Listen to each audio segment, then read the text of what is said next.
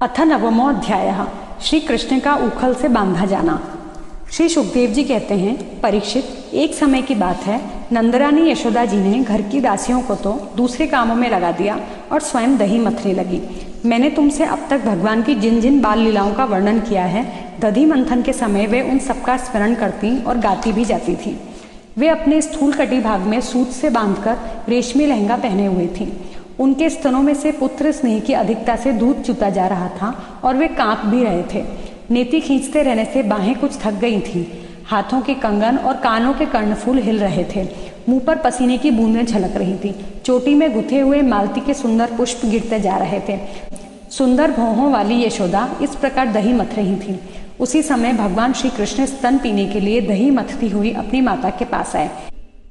उन्होंने अपनी माता के हृदय में प्रेम और आनंद को और भी बढ़ाते हुए दही की मथानी पकड़ ली तथा उन्हें मथने से रोक दिया।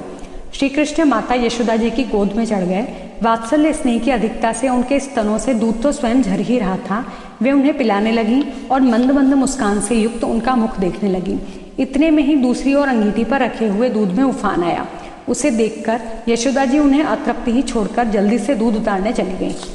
इससे श्री कृष्ण को कुछ क्रोध आ गया। उनके लाल लाल होंठ फड़कने लगे।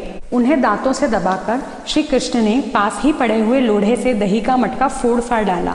बनावटी आंसू आंखों में भर लिए और दूसरे घर में जाकर अकेले में बासी माखन खाने लगे। यशोदा जी ओटे हुए दूध को उतारकर फिर मथने के घर में चली आई। वहां देखती हैं तो दही का मटका टुकड़े टुकड़े हो गया है। वे समझ गई थी कि यह सब मेरे लाला की ही करतूत है।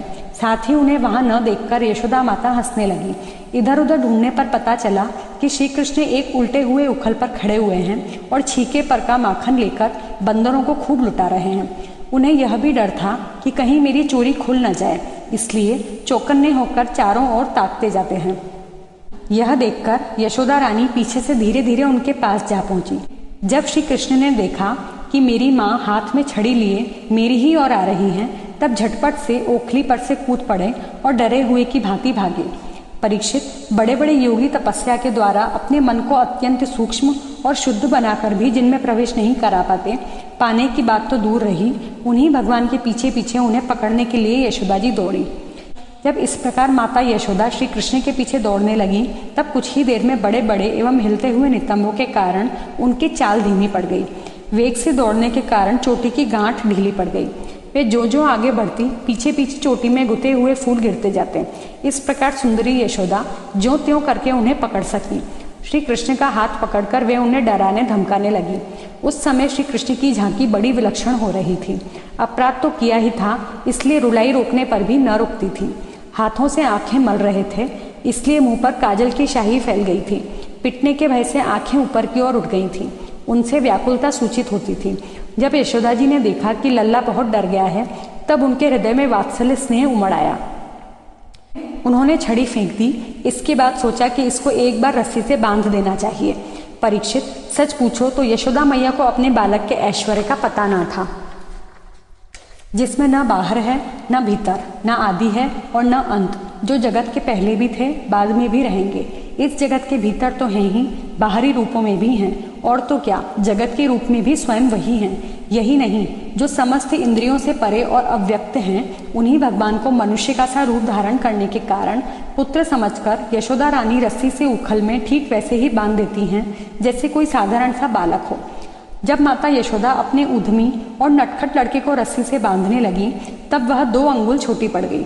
तब उन्होंने दूसरी रस्सी लाकर उसमें जोड़ी। जब वह भी छोटी हो गई, तब उसके साथ और जोड़ी। इस प्रकार वे जो रस्सी लाती और जोड़ती गईं, त्यों जुड़ने पर भी वे सब 2-2 अंगुल छोटी पड़ती गईं। यशोदा रानी ने घर की सारी रस्सियां जोड़ डाली, फिर भी वे भगवान श्री कृष्ण को न बांध सकी। उनकी असफलता पर देखने वाली गोपियां मुस्कुराने लगीं और वे स्वयं भी मुस्कुराती हुई आश्चर्यचकित हो गईं। भगवान श्री कृष्ण ने देखा कि मेरी माँ का शरीर पसीने से लथपथ हो गया है, चोटी में गुथी हुई मालाएं गिर गई हैं और वे बहुत थक भी गई हैं। तब कृपा करके वे स्वयं ही अपनी माँ के बंधन में बंध गए। परीक्षित, भगवान श्री कृष्ण परम स्वतंत्र हैं। ब्रह्मा, इंद्र आदि के साथ यह संपूर्ण जगत उनके वश में है।